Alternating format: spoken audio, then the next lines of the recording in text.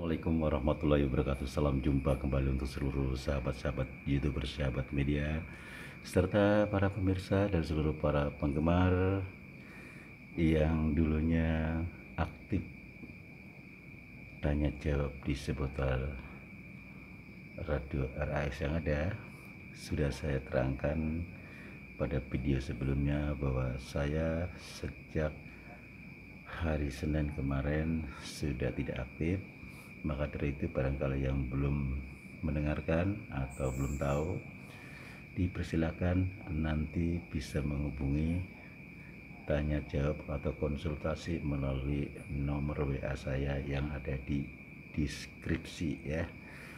Jadi sejak tanggal 5, tanggal 6 bulan 11 tahun 2023 dipersilakan siapapun dia, baik para penggemar, para pendengar yang tadinya di radio ataupun sahabat-sahabat YouTuber, ini bersifat umum ya, siapapun baik dalam negeri maupun di luar negeri dipersilakan kalau mau konsultasi ya, atau nanti buat bahan pembicaraan melalui video ini, apakah yang bernapaskan religi atau yang bersifat dunia lain, dipersilahkan. Saya akan jabarkan nanti, dipersilahkan ya. Untuk kembali saudara-saudaraku yang ada di mana saja berada, baik sahabat-sahabat itu bersahabat media, apabila selama ini saya punya kekurangan, baik sengaja tanpa sengaja, saya pribadi mohon maaf.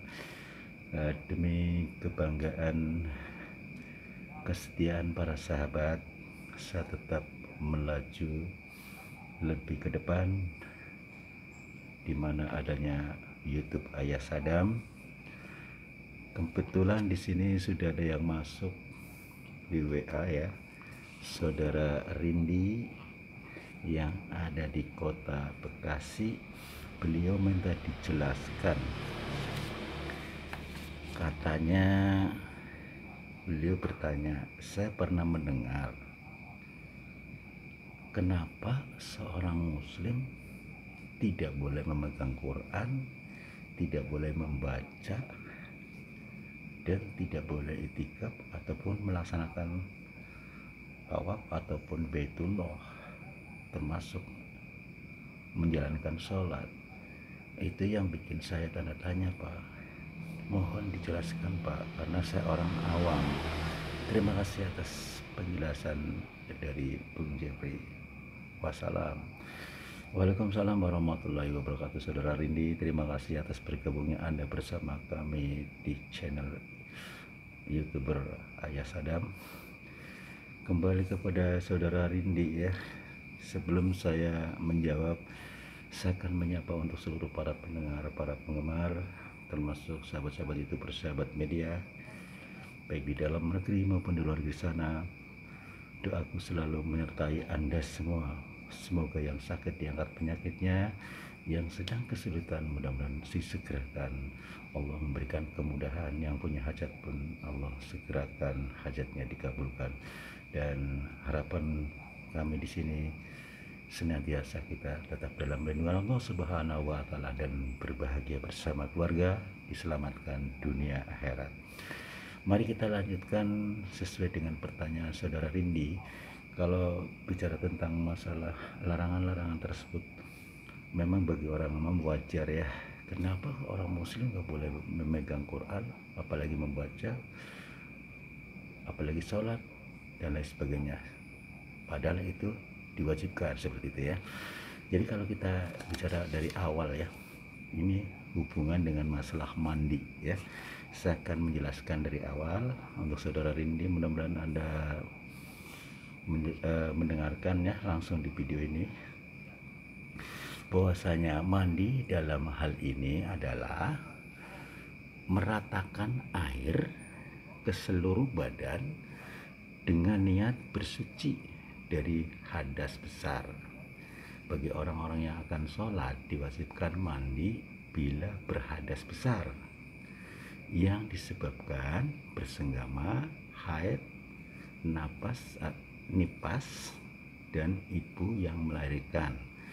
bahwa firman Allah, wa in kuntum junuban fattahharu. Ya, saya ulang kembali, wa in kuntum junub fattahharu. Jadi, dan jika kamu junub, maka mandilah kamu. Ini surat Al-Maidah ya, ayat 6. Di sini ada alasan. Yang pertama, alasan diwajibkan mandi, bersetubuh, keluar mani, mati, dan matinya bukan mati syahid ya, nifas atau keluarganya darah setelah melahirkan, ataupun yang dimaksud tadi nifas keluarnya darah setelah melahirkan. Berhentinya haid bagi perempuan. Yang selanjutnya itu melahirkan atau wiladah dalam keadaan normal atau keguguran ya. Jadi saya jelaskan kembali bahwasanya kenapa saudara Rindi merasa bertanya-tanya, kok orang Islam kok ada larangan-larangan yang katakanlah berlawanan gitu ya. Tidak boleh membaca Quran, nggak boleh sholat, nggak boleh memegang Quran dan sebagainya. Padahal semua yang dikatakan itu hukumnya wajib, kata saudara Rindi seperti itu ya. Nah, disitulah alasannya. Tidak semuanya. Alasannya ada yang seperti tadi dikatakan, yaitu setelah bersetubuh, keluar mani, mati, dan matinya bukan mati syahid, nifas atau keluarnya darah setelah melahirkan. Berhentinya haid bagi perempuan, melahirkan atau wiladah dalam keadaan normal atau keguguran. Nah, itu yang dimaksud ya. Jadi kalau sudah suci, sudah misalnya keluar mani tanpa sengaja, harus mandi besar ya. Dan kalau habis bersetubuh juga sama, mandi besar untuk mensucikan diri ya. Terus mati, dan matinya bukan mati syahid ya. Nifas ya, biasanya itu orang habis melahirkan kan keluar darah, itu tidak boleh. Nanti kalau setelah selesai udah kering ya, mandi besar diperbolehkan. Sholat itu wajib memang ya, semuanya yang tadi dikatakan dilarang karena ada alasan seperti tadi. Dan termasuk melahirkan atau wiladah dalam keadaan normal ataupun keguguran ya. Alasan yang kedua yaitu rukun mandi. Yang pertama, niat untuk menghilangkan hadas besar ya. Nawaitul husla ilirofahil hadasil akbari fardul lillahi ta'ala. Aku niat mandi wajib untuk menghilangkan hadas besar fardu karena Allah ya. Jadi menyiram seluruh badan dengan air. Yang kedua, menghilangkan najis.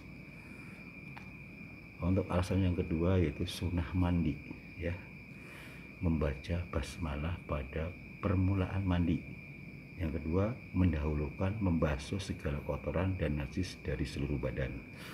Yang ketiga, menghadap kiblat sewaktu mandi dan mendahulukan bagian kanan daripada kiri ya. Membasuh badan sampai 3 kali. Membaca doa sebagaimana membaca doa sesudah wudhu ya. Dan saya akan menambahkan sedikit ya, pendahuluan mengambil air wudhu ya, pendahuluan mengambil air wudhu setelah mandi besar ya, yakni sebelum mandi disunahkan berwudhu lebih dahulu, maksudnya sebelum mandi besar ya. Selanjutnya itu mandi sunnah. Beberapa mandi yang disunahkan yaitu mandi ketika sholat Jumat, mandi ketika hendak sholat Idul Fitri dan Idul Adha, mandi setelah sembuh dari gila ya, mandi ketika melaksanakan ibadah ihram, haji atau umroh. Yang selanjutnya mandi setelah memandikan mayat, mandi seorang yang baru masuk Islam, dan lain sebagainya. Nah, selanjutnya di sini saya akan menambahkan larangan bagi orang yang berhadas besar.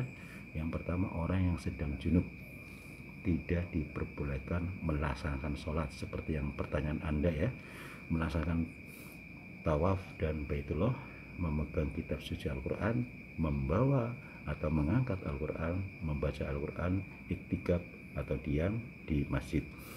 Yang alasan kedua, orang yang sedang haid dilarang melakukan kegiatan yang dilarang bagi orang yang junub, bersetubuh, berpuasa baik sunnah maupun fardu, dijatuhi talak atau cerai ya.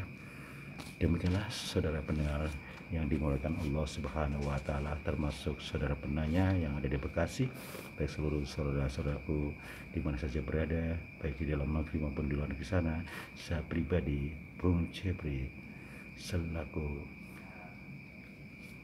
penanggung jawab, siapapun dia yang bertanya, saya akan siap menjawabnya untuk mempertahankan syiar kita, menambah wawasan, menambah ilmu kita.